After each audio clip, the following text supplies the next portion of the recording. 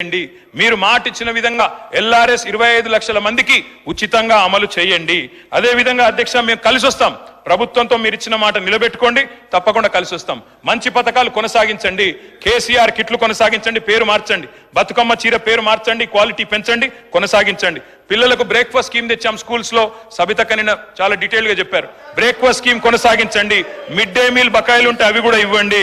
తప్పకుండా నేను మిమ్మల్ని అందరినీ కూడా ముగించే ముందు డాక్టర్ వివేక్ వెంకటస్వామి గారు ప్లీజ్, చాలా టైం అయిపోయింది. ఐ రిక్వెస్ట్ యూ సార్, ఎన్నికలకు 6 నెలల ముందు రాజకీయాలు చేద్దాం. మీరు అన్నారు ముఖ్యమంత్రి గారు, వి వెల్కమ్ ఇట్. మిగతా 4.5 ఏళ్లు నిర్మాణాత్మక ప్రతిపక్షంగా మా పని మేము చేస్తాం. ప్రజలు మీకు అధికారం ఇచ్చారు, చిన్న వయసులో మంచి చేయండి. ప్రజాస్వామ్యంలో ప్రజలకు సేవ చేసే అదృష్టం మీకు కలిగింది. తప్పకుండా we will support you sir.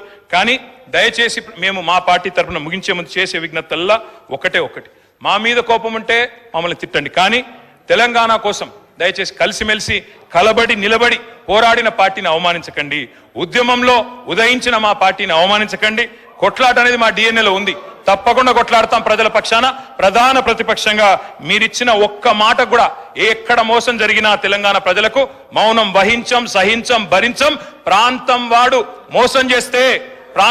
మోసం చేస్తే ఈ ప్రాంతంలోనే పాత్ర పెడతామన్న కాలోజీ మాటలు వారికి గుర్తు చేస్తూ జై తెలంగాణ. డాక్టర్ వివేక్ వెంకటస్వామి గారు, గౌరవ ముఖ్యమంత్రి గారు. ఒక్క నిమిషం,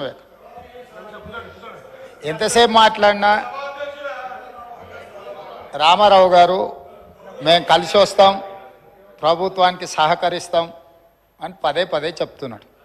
నేను వారికి ఒకటే సూచన చేస్తున్నా, మీరు కలిసి వస్తారా లేదా అనేది, అన్నం ఉడికిందా లేదా అనేది ఒక మెతుకుని బట్టి చూస్తే తెలుస్తుంది. ప్రతిపక్ష నాయకుడు సభలకే రాడు, వీళ్ళు కలిసి వస్తారని చెప్తే నమ్మేది ఎవరు అధ్యక్ష? నేను అందుకే వారికి సూచన చేస్తున్నా, వెనకాల ఉండే అక్కలు ఇక్కడ ఉండి చెప్పి ఇక్కడ ముంచి అక్కడికి తేలినరు. ఆ అక్కల మాటలు విన్నాడు అనుకో జూబ్లీ బస్ స్టాండ్లో కూర్చోవాల్సి వస్తుంది అధ్యక్ష.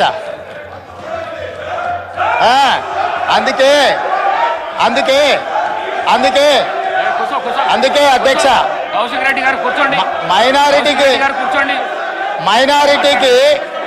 మైనారిటీకి మంత్రి ఇవ్వలేదన్నాడు. 2014 నుంచి 2019 వరకు ఒక్క మహిళకు కూడా మంత్రి పదవి ఇవ్వలేదు అధ్యక్ష. 5 సంవత్సరాలు ఒక్క మహిళకు కూడా మంత్రి పదవి ఇవ్వకుండా ఈ ప్రభుత్వాన్ని, ఆనాడు ప్రభుత్వాన్ని నడిపి ఈ రోజు వచ్చి మైనారిటీలకు ఇవ్వలేదని ముసలి కన్నీరు గారుస్తారు అధ్యక్ష. కాబట్టి దయచేసి అన్ని విషయాలు మాకు తెలుసు, సహకరించేది ఉంటే ప్రతిపక్ష నాయకుడిని వచ్చి సభలో కూర్చోమని చెప్పుండ్రు అధ్యక్ష. వివేక్ గారు మళ్ళీ వెళ్ళకు రాకండి. వివేక్ గారు, ఈ ప్రాక్టీస్ మంచిది కాదు. మళ్ళీ వెళ్ళకు రాకండి. కొత్త సభ్యులకు ఇది నేర్పించకండి. మీరు సభా మర్యాదలను కాపాడండి. మీరు వెళ్ళండి. మీరు పల్ల రాజేశ్వర్ గారు మీరు వెళ్ళండి ప్లీజ్. మీరు వెళ్ళండి, సభా మర్యాదలను కాపాడండి. మీరు వెళ్ళండి. కూర్చోండి ప్లీజ్, కూర్చోండి.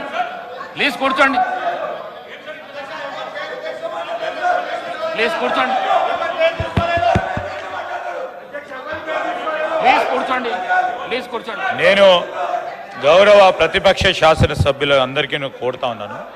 గౌరవ ముఖ్యమంత్రి గారు మాట్లాడుతూ ఉన్న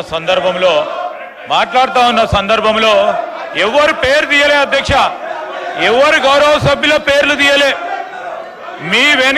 మీ వెనకాల ఉన్న కొంతమంది అని చెప్తే సభ బయట కూడా ఉండొచ్చు. రాజకీయ పార్టీ పరంగా ఉన్న చాలా మంది వ్యక్తులు ఉంటారు, వారందరినీ కూడా నమ్ముకోవద్దని ఒక సూచన ఇచ్చిండ్రు, సలహా ఇచ్చిండ్రు. ఎందుకు సార్ పాపం వాళ్ళని రెచ్చగొడతా ఉన్నారు. వాళ్ళ పేర్లే తీయాలి, వాళ్ళని కావాలని రెచ్చగొట్టి ఈరోజు మంచిగా నడుస్తా ఉన్న సభని వారి గురించి మాట్లాడలేదే, వారి పేర్లు తీయలేదే. వాళ్ళ పేర్లు తీసిన అధ్యక్ష, ఎప్పుడు వాళ్ళ పేర్లు తీసిండ్రా సార్? మేము అడుగుతా ఉన్నాం, వాళ్ళ పేర్లు తీసిండ్రా? ముఖ్యమంత్రి గారు వారి పేర్లు తీసిండ్రా?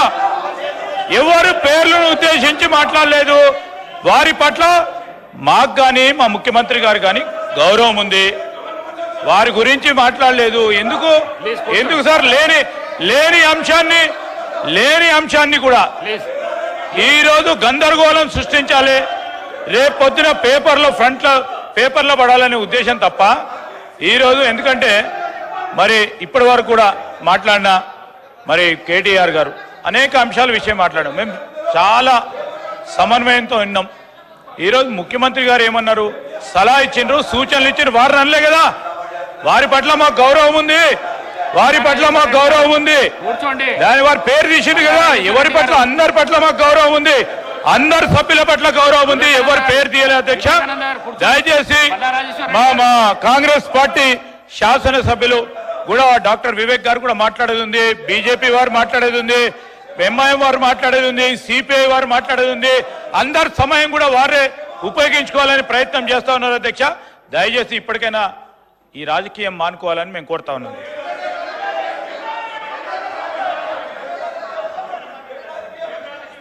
అధ్యక్ష, మొన్న వీళ్ళు గవర్నర్ను కలిసి కాంగ్రెస్ పార్టీలో వచ్చిన ఎమ్మెల్యేల మీద అనర్హత వేటు వేయాలని చెప్పారు. ఎవరి ద్వారా ఇప్పించారు? కాంగ్రెస్ లో గెలిచి ఎమ్మెల్యేగా ఉంటూ మరి టిఆర్ఎస్ లో జాయిన్ అయినటువంటి సంబంధిత సోదర మంత్రి గారి ద్వారా ఇప్పించారు.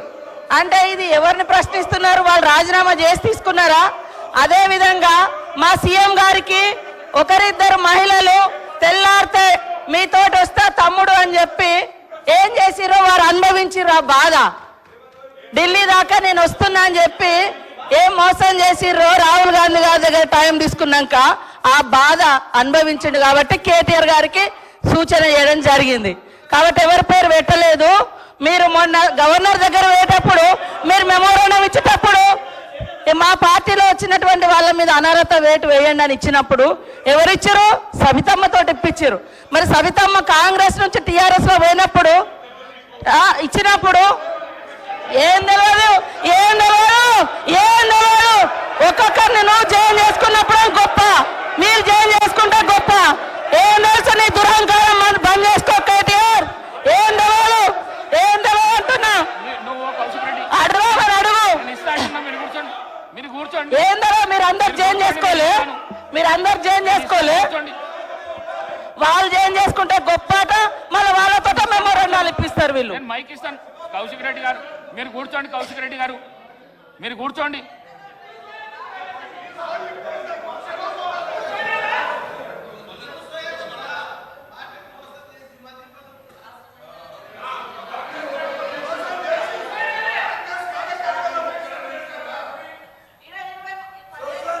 అనుభవించిర్రు. మళ్ళీ అదే కాంగ్రెస్ విధానాల మీద తిడుతుంటే వాళ్ళిద్దరు చప్పట్లు కొట్టడం ఎంతవరకు కరెక్ట్ అధ్యక్ష? ఇప్పుడు కాంగ్రెస్ పార్టీలో 10 ఏళ్ళు మంత్రులుగా చేసిర్రు. మరి 70 ఏళ్ళ కాంగ్రెస్ విధి విధానాలు తెలిసే వాళ్ళ పదవులలో కొనసాగినప్పుడు మళ్ళీ కాంగ్రెస్ ని తిడతా ఉంటే రోజు ఇట్లా కొడతా ఉంది. అది కరెక్టా అధ్యక్ష? అది కరెక్టా?